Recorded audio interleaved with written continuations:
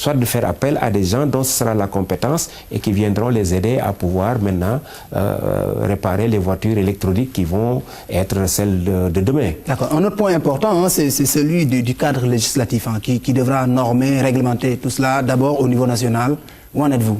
Alors, le cadre réglementaire, vous savez, en 2010, le Sénégal a beaucoup travaillé sur la mise à plat de sa réglementation et de son édifice juridique en ce qui concerne les droits des citoyens, la préservation de du droit des citoyens à garder l'anonymat et puis les droits d'auteur et les droits voisins. Il y a eu beaucoup de choses qui ont été faites. Mais les technologies vont tellement vite qu'au bout de 3 ans, beaucoup de choses déjà vont changer. Et en plus, avec ce changement majeur qui va intervenir, il va falloir que nos juristes reprennent le travail et remettent à plat. Ils n'ont pas encore fait, on est à 18 mois là. Oui, mais ils ont 18 mois pour le faire. Ça veut dire qu'avant qu'on bascule, ils verront les textes qui existent déjà et mettront à jour en relation avec l'Assemblée nationale. Ça ne pose pas de problème. Il y a la problématique des normes IMOA aussi. On est dans un espace sous-régional. D'aucuns disent que c'est des mesures contraignantes, surtout pour les pays asiatiques et tout ça. Alors, pour faire la place nette. Non, les normes proposées par l'UEMOA, d'abord, elles ne sont pas imposées. C'est des normes qui sont discutées entre les membres de l'UEMOA. sont des normes qui conviennent pour l'essentiel à tout le monde. Dans la compression, ils proposent une norme, le MP4 ou le H264, qui est une norme universelle connue. Pour le transport et la diffusion, il propose la norme DVB-T2. C'est européen ça? C'est européen, mais c'est aussi, j'allais dire, ouvert aux autres secteurs du monde. Bon, de toute manière, au plan mondial, il y aura toujours une convergence qui permettra que tout cela s'interconnecte à travers l'Internet. Parce que la particularité de l'Internet, c'est que c'est une seule norme, la norme IP. Et donc, tous ces processus-là vont pouvoir se parler d'une manière ou d'une autre à un certain moment. Mais les normes que nous allons utiliser dans la sous-région sont d'excellentes normes. Pour la haute définition aussi, nous avons vraiment pris les normes qui permettent d'utiliser les téléviseurs de dernière génération et de ne pas avoir à revenir en arrière au bout de 5 ans, 6 ans. Oui, mais on voit quand même qu'avec ces normes, les pays asiatiques sont hors course. Tout le monde est dans la course. C'est vraiment la mondialisation. Alors, il y a une seule difficulté pour l'instant, c'est la télévision mobile.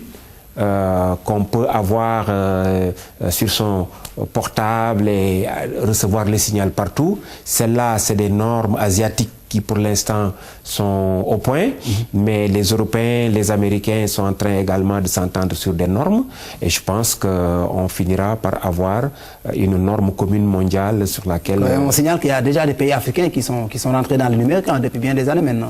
Alors, il y a des pays africains... Le Kenya, l'Afrique du Sud, le Rwanda par exemple. Exact. Il y a des pays africains qui ont fait le basculement.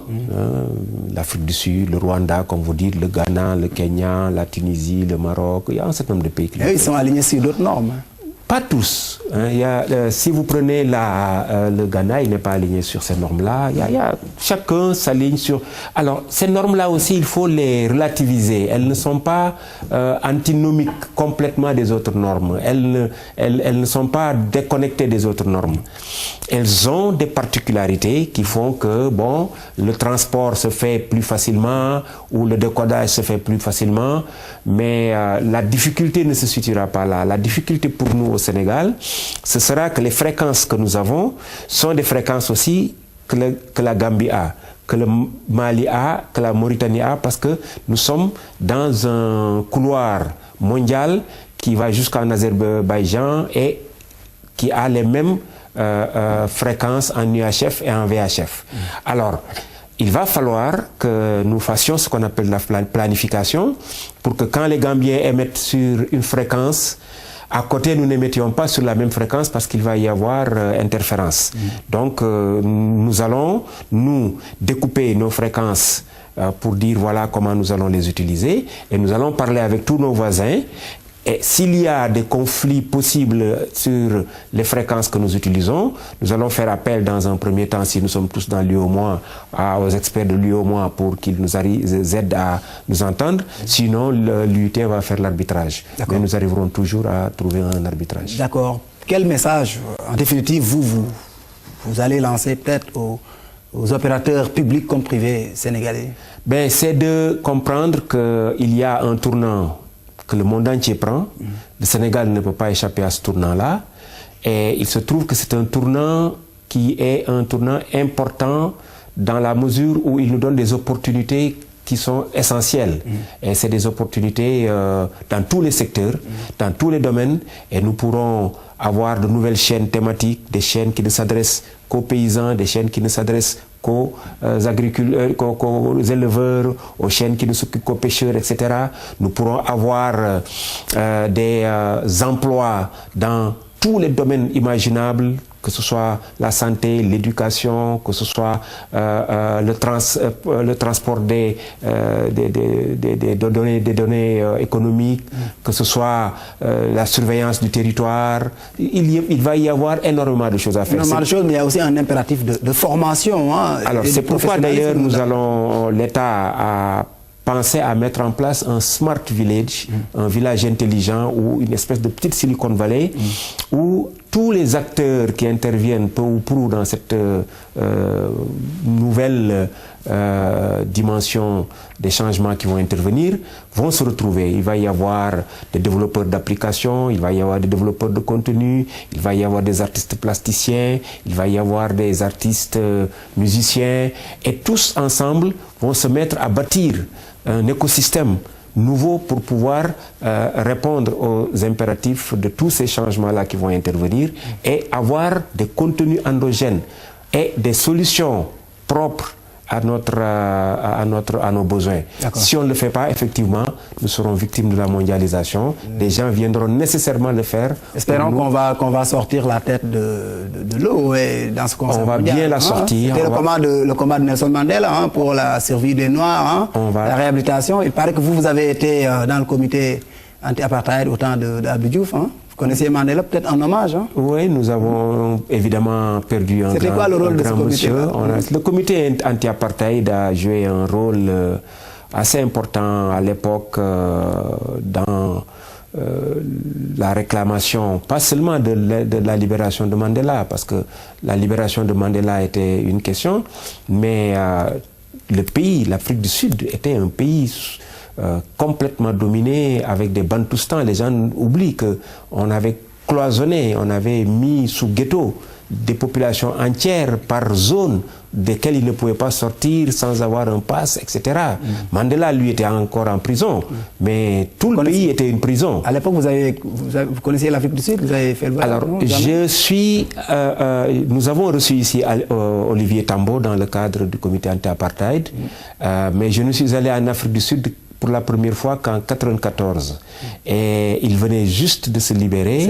Et c'était un tout petit peu extraordinaire parce que, bon, je suis allé dans le cadre du travail que je faisais, mais vous savez, à l'époque, les Noirs sud-africains n'avaient pas le droit d'accéder à ces connaissances-là. Et c'était très bizarre pour eux de voir un Noir entrer dans des bureaux où il n'y avait que des Blancs et s'occuper de connecter de l'Internet, etc. Ça leur paraissait... D'accord. Et vous, à l'époque, qu'est-ce que cela vous faisait d'avoir porté un combat qui se passait à des milliers de kilomètres de là où vous êtes, non? Oui, mais ce combat était un combat mondial.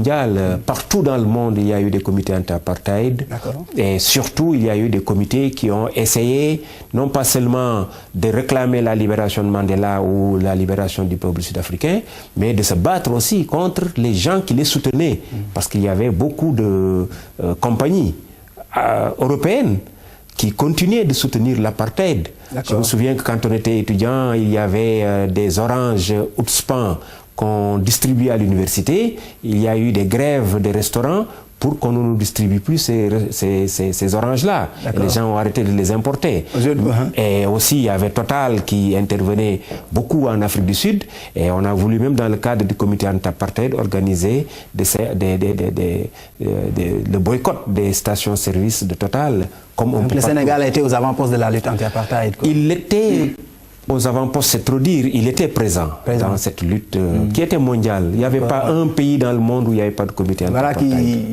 Voilà qui disparaît au moment où vous amorcez ce cap important, révolutionnaire. Mais c'est quelqu'un qui a vécu son temps et qui nous laisse comme message de chacun faire son devoir le moment venu et de savoir que notre continent, personne ne le développera à notre place. C'est nous qui le ferons et que nous sommes contemporains de tous ceux qui font les choses, qui font avancer leur pays. Nous devons aussi être en mesure de faire avancer nos propres pays. Merci beaucoup, je vous remercie, M. Top. C'est moi qui vous. Fin de ce numéro, rendez-vous mercredi prochain pour une autre question d'actualité.